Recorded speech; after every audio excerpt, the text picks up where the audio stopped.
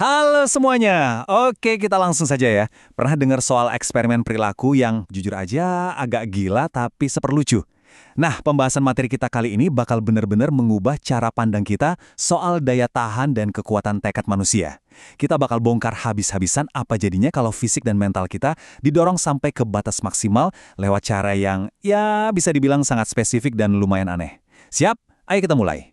Tapi sebelum kita masuk ke cerita absurd soal matras yoga yang dipanaskan ini, coba deh tanya ke diri Anda sendiri. Apakah rasa sabar atau tekad kuat yang selama ini Anda banggakan itu benar-benar murni milik Anda?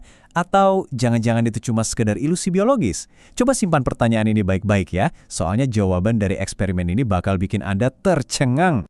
Nah, masuk ke bagian pertama ujian kesabaran telapak kaki ekstrim. Jadi gini, demi mencari tahu kebenaran soal tekad tadi, para peneliti iseng bikin sebuah tantangan fisik yang lumayan menyiksa. Aturannya sebenarnya sangat sederhana, tapi wow, mematikan. Bayangkan, mereka menyiapkan selimut listrik, meletakkannya di bawah matras yoga yang kasar, dan memanaskannya sampai 55 derajat Celcius.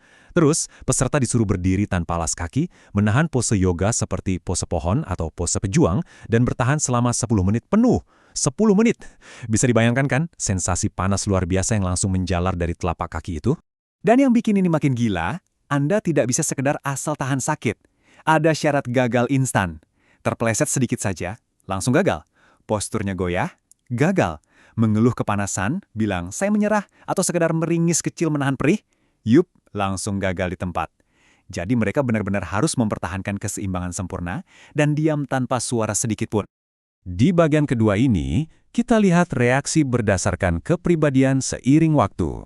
Waktu 10 menit di atas matras panas ini ternyata bisa dibagi jadi 3 fase eskalasi psikologis yang sangat berbeda. Kita bakal melihat bagaimana para peserta ini perlahan-lahan mulai rontok, baik secara fisik maupun mental, ketika panasnya makin menusuk. Yuk, kita bedah tiap fasenya. Di 2 menit pertama, suasananya masih penuh rasa penasaran. Nah, tipe orang yang analitis dan super hati-hati biasanya malah sibuk mikir dan menghitung, waduh, ini seberapa besar ya peluang kena luka bakar derajat 2? Beda lagi sama si tipe pencari sensasi. Mereka malah seru sendiri, menganggap ini kayak tantangan berjalan di atas api. Asli, ada satu peserta impulsif yang sampai bawa telur mentah di cangkir kertas, niatnya mau digoreng di telapak kakinya yang kepanasan itu. Ada-ada aja kan?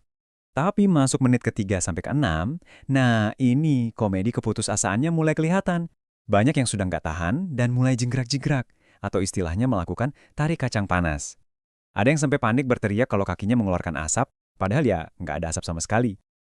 Yang unik, ada beberapa orang yang keringat di telapak kakinya itu sempat jadi semacam tameng pelindung sementara. Mereka sempat merasa di atas angin tuh, beberapa detik kemudian panasnya tembus juga dan mereka langsung teriak kegerahan. Masuk ke fase terakhir, menit ke-7 sampai ke-10, suasananya makin ekstrim. Beberapa orang mencoba metakognisi alias menghipnotis diri sendiri untuk meyakinkan otak mereka kalau rasa sakit ini cuma sinyal suhu biasa. Tapi buat peserta yang gampang cemas, wah mereka mulai panik mikirin serangan jantung karena detaknya memang makin cepat. Dan ini bagian favorit saya. Ada satu peserta yang saking senangnya merasa sudah mau selesai, dia spontan teriak kegirangan, saya berhasil!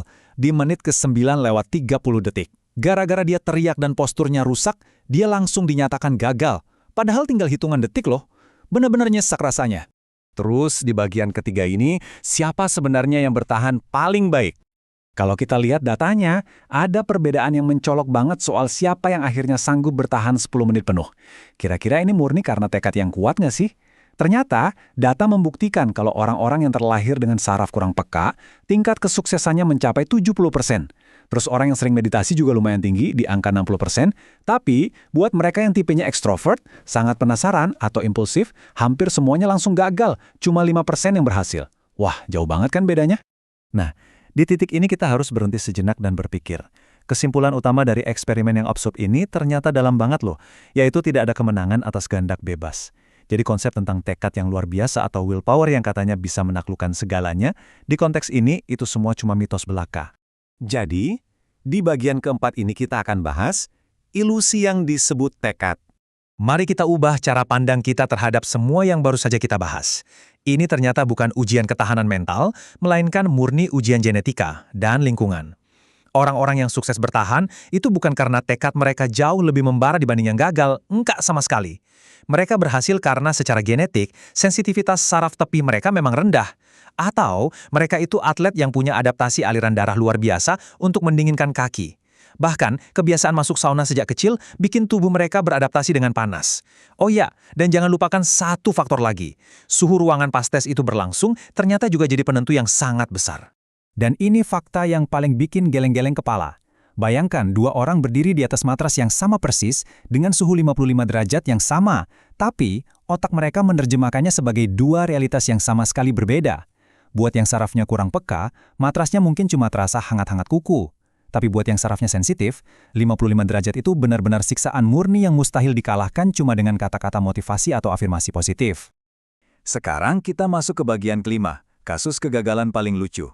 Nah, sebelum kita tutup pembahasan ini, mari kita lihat beberapa kejadian lucu selama eksperimen yang jadi bukti betapa pintarnya otak kita menipu diri sendiri.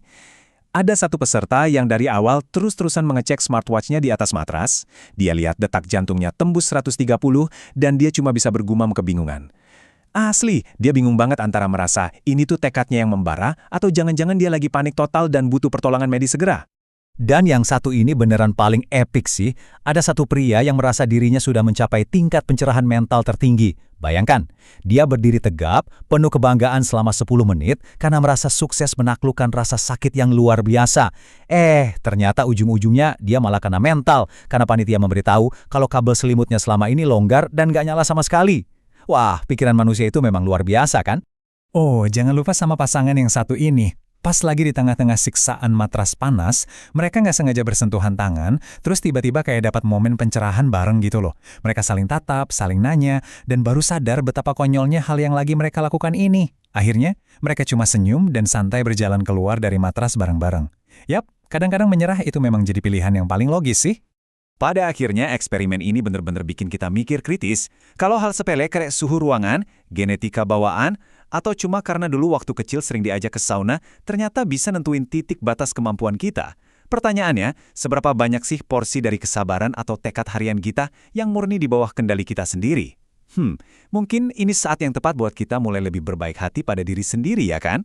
Terutama pas kita ngerasa gagal bertahan menghadapi sesuatu. Oke deh, sampai di sini dulu pembahasan materi yang super menarik ini. Terima kasih banyak sudah menemani, dan sampai jumpa di pembahasan seru selanjutnya.